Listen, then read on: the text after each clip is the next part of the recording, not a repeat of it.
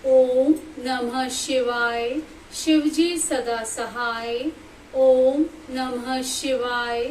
गुरुजी सदा सहाय। मेरुगिरी के सकंद सरोवर के तट पर मुनियों का सनत कुमार जी से मिलना, भगवान नंदी का वहां आना और दृष्टिपात मात्र से पाश छेदन एवं ज्ञान योग का उपदेश करके चला जाना, शिव पुराण की महिमा तथा ग्रंथ का उपसंहार। सूजी कहते हैं, वहां मेरु पर्वत पर सागर के समान एक विशाल सरोवर है जिसका नाम सकंद सर है। उसका जल अमृत के समान स्वादिष्ट, शीतल, स्वच्छ, अगाध और हल्का है। वह सरोवर सब ओर से स्फटिक मणि के शिलाखंडों द्वारा संगठित हुआ है। उसके चारों ओर सभी ऋतुओं में खिलने वाले फूलों से भरे हुए वृक्ष उसे आच्छादित किए रहते हैं। उस सरोवर में सिवार, उत्पल, कमल और कुमुद के पुष्प तारों के समान शोभा पाते हैं और तरंगे बादलों के समान उठती रहती हैं, जिससे जान पड़ता है कि आकाश ही भूमि पर उतर आया है। वहाँ सुखपूर्वक उतरने चढ़ने के लिए सुंदर घाट और सीढ़ियां हैं। वहाँ की भूमि नीली शिलाओं से आबुद्ध है। आठों दिशाओं की ओर से वह सरोवर बड़ी शोभा पाता है। वहाँ बहुत से लोग नहाने के लिए उतरते हैं और कितने ही नहाकर निकलते रहते हैं। स्नान करते श्वेत यज्ञोपवीत और उज्जवल कोपीन धारण किए, वल्कल पहने, सिर पर जटा अथवा शिखर रखाए या मुंडाए, ललाट में त्रिपुंड लगाए, वैराग्य से विमल एवं मुस्कुराते मुख वाले बहुत से मुनि कुमार घड़ों में, कमलिनी के पत्तों के दोनों में, सुंदर कलशों में, कमंडलुओं में तथा वैसे ही करवों आदि में अपने लिए, दूसरों के लिए, विशेषतः देव पूजा के लिए वहां से नित्य जल और फूल ले जाते हैं। वहां इष्ट और शिष्ट पुरुष जल में स्नान करते देखे जाते हैं। उस सरोवर के किनारे की शिलाओं पर तिल, अक्षत, फूल और छोड़े हुए पवित्र दृष्टिगोचर होते हैं। वहाँ स्थान स्थान पर अनेक प्रकार की पुष्प बलि आदि दी जाती है। कुछ लोग सूर्य को अर्घ देते हैं और कुछ लोग वेदी पर बैठकर पूजन आदि करते हैं। उस सरोवर के उत्तर तट पर एक कल्प वृक्ष के नीचे हीरे की शिला से बनी हुई वेदी पर कोमल मृग चर्म बिछाकर सदा बाल रूपी धारी सनत कुमार जी बैठे थे। वे अपनी अविचल समाधि से उसी समय उत्तर हुए थे। उस समय बहुत से ऋषि मुनि उनकी सेवा में बैठे थे और योगेश्वर भी उनकी पूजा कर रहे थे। नैमिषारण्य के मुनियों ने वहां सनत कुमार जी का दर्शन किया, उनके चरणों में मस्तक झुकाया और उनके आसपास बैठ गए। सनत कुमार जी के पूछने पर उन ऋषियों ने उनसे जो ही अपने आगमन का कारण बताना आरंभ किया, त्यों ही आकाश में दुदुम्बियां का तुमुल नाद सुनाई दिया। उसी समय सूर्य के समान तेजस्वी एक विमान दृष्टिगोचर हुआ, जो असंख्य गणेश्वरों द्वारा चारों ओर से घिरा हुआ था। उसमें अप्सराएं तथा रुद्र कन्याएं भी थीं। वहां मृदंग, ढोल और वीणा की ध्वनि गूंज रही थी। उस विमान में विचित्र रतन जड़ित चंदवा तना था और मोतियों की लड़ियां उसकी शोभा बढ़ा रही थी। बहुत से मुनि, सिद्ध, गंधर्व, यक्ष, चारण और किन्नर नाचते गाते और बाजे बजाते हुए उस विमान को सब ओर से घेर कर चल रहे थे। उसमें वृषभ चिन्ह से युक्त और मूंगे के दंड से विभूषित ध्वजा पताका फहरा रही थी, जो उसके गोपुर की शोभा बढ़ाती थी।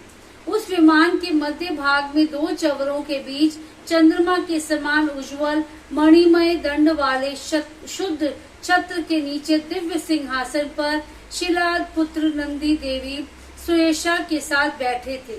वे अपनी कांति से, शरीर से तथा तीनों नेत्रों से बड़ी शोभा पा रहे थे। भगवान शंकर को आवश्यक कार्यों की सूचना देने वाले वे नंदी मानो जगत सृष्टा शिव के अलंघनीय आदेश का मूर्तिमान स्वरूप होकर वहां आए थे, अथवा उनके रूप में मानो साक्षात शंभु का संपूर्ण अनुग्रह ही साकार रूप धारण करके वहां सबके सामने उपस्थित हुआ था। शोभाशाली श्रेष्ठ त्रिशूल ही उनका आयुध है। वे विद्वेश्वर गणों के अध्यक्ष हैं और दूसरे विश्वनाथ की भांति शक्तिशाली हैं। उनमें विश्व सृष्टा विधाताओं का भी निग्रह और अनुग्रह करने की शक्ति है। उनके 4 भुजाएं हैं, अंग अंग से उदारता सूचित होती है। वे चंद्रलेखा से विभूषित हैं, कंठ में नाग और मस्तक पर चंद्रमा उनके अलंकार हैं। वे साकार ऐश्वर्य और सक्रिय सामर्थ्य के स्वरूप से जान पड़ते हैं।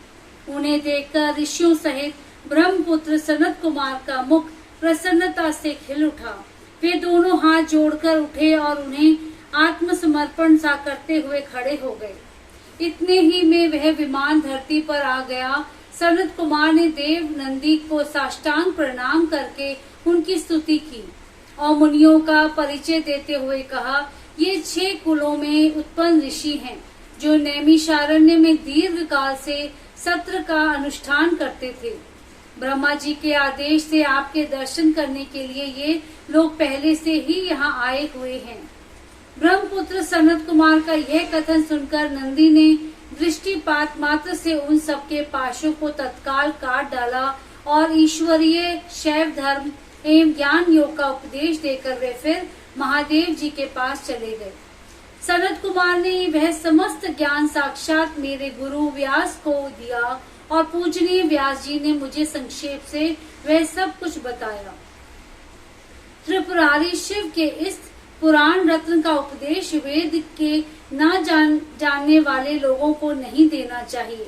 जो भक्त और शिष्य ना हो उसको तथा नास्तिकों को भी इसका उपदेश नहीं देना चाहिए। यदि मोहवश इन अनधिकारियों को इसका उपदेश दिया गया तो यह नरक प्रदान करता है। जिन लोगों ने सेवानुगत मार्ग से इस पुराण का उपदेश लिया, पढ़ा अथवा सुना है, उनको यह सुख तथा धर्म आदि त्रिवर्ग प्रदान करता है और अंत में निश्चय ही मोक्ष देता है। इस पौराणिक मार्ग के संबंध से आप लोगों ने और मैंने एक दूसरे का उपकार किया है, अतः मैं सफल मनोरथ होकर जा रहा हूँ। हम लोगों का सदा सब प्रकार से मंगल ही हो।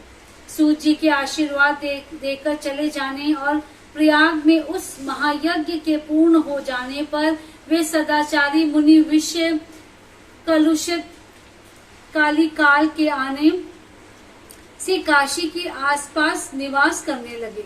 तदंतर पशुपाश से छूटने की इच्छा से उन सब ने पूर्णतया पाशुपत व्रत का अनुष्ठान किया और संपूर्ण बोध एवं समाधि पर अधिकार करके वे अनिध्य महर्षि परमानंद को प्राप्त हो गए। यह शिव पुराण पूरा हुआ।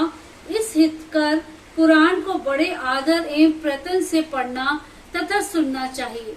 नास्तिक श्रद्धाहीन शठ महेश्वर के प्रति भक्ति से रहित तथा धर्म ध्वजी पाखंडी को इसका उपदेश नहीं देना चाहिए। इसका एक बार श्रवण करने से ही सारा पाप भस्म हो जाता है। भक्तिहीन भक्ति पाता है और भक्त भक्ति की समृद्धि का भागी होता है। दोबारा श्रवण करने पर उत्तम भक्ति और तीसरी बार सुनने पर मुक्ति सुलभ हो जाती है। इसीलिए मुमुक्षु पुरुषों को बारंबार इसका श्रवण करना चाहिए। किसी भी उत्तम फल को पाने के लिए शुद्ध बुद्धि से इस पुराण की 5 आवृत्तियां करनी चाहिए। ऐसा करने से मनुष्य उस फल को प्राप्त कर लेता है, इसमें संशय नहीं है। प्राचीन काल के राजाओं, ब्राह्मणों तथा श्रेष्ठ वैश्यों ने इसकी 7 आवृत्तियां करके शिव का साक्षात दर्शन प्राप्त किया है। जो मनुष्य भक्ति परायण हो